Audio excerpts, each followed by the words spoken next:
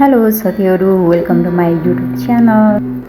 साथीहरू, तपाईँहरू पनि यस्तै खालको माछा पकाउन चाहनुहुन्छ भने लेट्स गो। आज हामी माछा पकाउनेछौँ।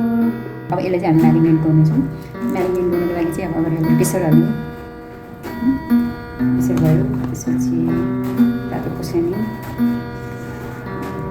मसला, लसुन र अदुवाको पेस्ट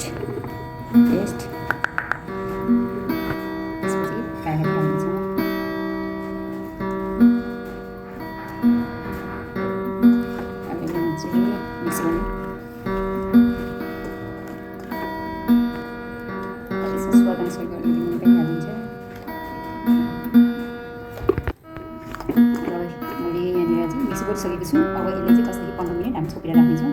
त्यसपछि हामी होटेलको जस्तै मजाले तारेर पकाएर खान्छौँ।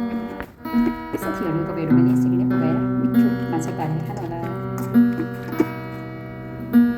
अब हामी चाहिँ यसलाई माछाले तार्नुको लागि मसलाहरू के चाहिन्छ भनेर रेडी गर्दैछौँ। अब कसैले आफूले कति खान सक्नुहुन्छ त्यति मात्र हाल्न सक्नुहुन्छ। त्यो चाहिँ अब आफूले कति मात्रमा मिठो खाने। यो चाहिँ मिक्स मसला भयो होइन, मिक्स मसला, मिट मसला, त्यसपछि स्वाद अनुसार नुन। हामी आटा राख्नेछौँ चाहिने जति। त्यसपछि बेसन राख्नेछौँ, लसुन र अदुवाको पेस्ट पनि राख्नेछौँ। यहाँनिर थोरै थोरै पानी हालेर मिक्स गरिदिउँ।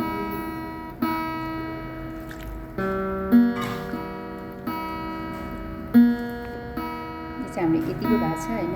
यतिको चाहिँ अब यसमा चाहिँ हामीले बढी माछालाई मोलेर हामी तेलमा तार्नेछौँ। यो चाहिँ हाम्रो त्यसको लागि मसला रेडी भयो। तपाईँहरूले यसरी नै मसला रेडी गर्न सक्नुहुनेछ। अब हामी माछा तार्नेछौँ। अब मैले यहाँ माछा बनाउनको लागि प्यान राखिसकेको छु। सुरुमा चाहिँ अलिकति हाई हिट गर्ने। यसमा चाहिने जति आफूले अब कति राख्न सक्नुहुन्छ त्यति अनुसार तेल हाल्नु होला।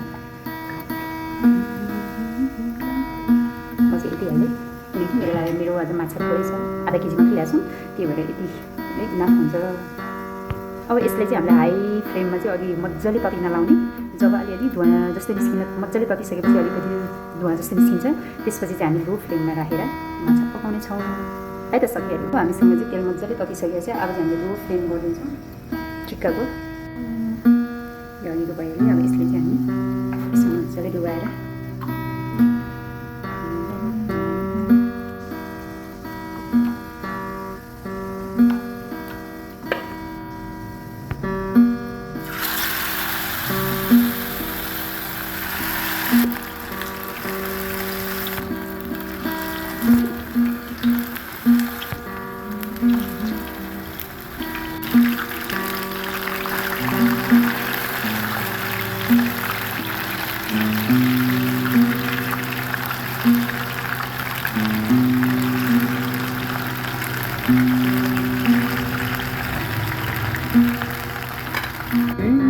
लगभग हाम्रो यो पाकिसकेको छ।